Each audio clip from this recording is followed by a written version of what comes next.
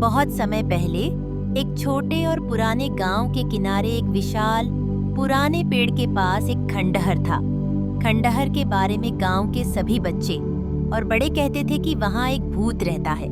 यह भूत कोई डरावना नहीं था, बल्कि एक जादुई भूत था जिसका नाम था भोलू। भोलू एक ऐसा भूत था जिसे डराना पसंद नहीं था, बल्कि उसे बच्चों के साथ खेलना और मस्ती करना पसंद था। लेकिन गांव वालों को यह बात मालूम नहीं थी।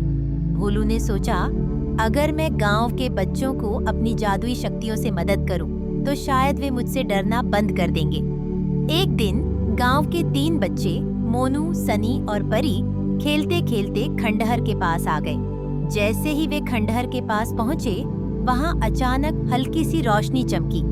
तीनों बच्चे थोड़ा घबराए, लेकिन तभी पेड़ के पीछे से एक मुलायम आवाज आई, डरो मत, मैं भोलू हूँ और मैं तुम्हें कोई नुकसान नहीं पहुंचाऊंगा। बच्चे हैरान रह गए। तुम भूत हो? परी ने पूछा। हाँ, लेकिन मैं एक जादुई भूत हूँ। मुझे डराना नहीं बल्कि मदद करना आता है, भोलू ने मुस्कुराते हुए कहा। मोनू ने कहा, अगर तुम सचमुच मदद करना चाहते हो तो मेरे पास एक समस्या है। मुझे स्कूल का होमवर्क बहुत कठिन लगता है। भोलू हंस पड़ा। ये तो आसान है। उसने अपनी जादुई छड़ी घुमाई और अचानक मोनू की कॉपी में सभी सवाल हल हो गए। मोनू खुशी से चिल्लाया, वाह, ये तो कमाल हो गया। अब सनी ने कहा, मुझे एक ऐसी गेंद चाहिए जो हमेशा मेरे पास लौट आए, चाहे मैं कितनी भी दूर फेंक दूं। भोलू ने फिर से अपनी जादुई छड़ी घुमाई और सनी के हाथ में एक चमचमाती गेंद प्रकट हुई।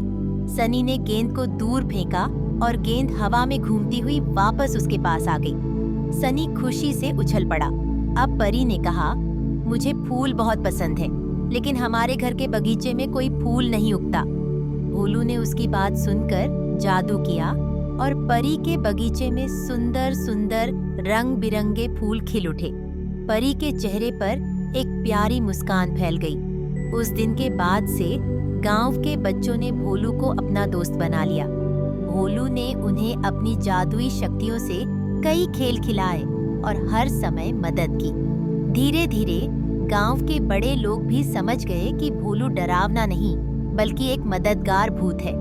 अब गांव के सभी लोग उसे प्यार से जादुई भोलू कहकर पुकारते थे। गांव में कभी कोई उदासी नहीं होती थी, क्योंकि भोलू हमेशा सबकी मदद के लिए तैयार रहता था। और इस तरह पुराने गांव का जादुई भूत भोलू गांव के सबसे प्यारे और प्यारे दोस्त बन गया।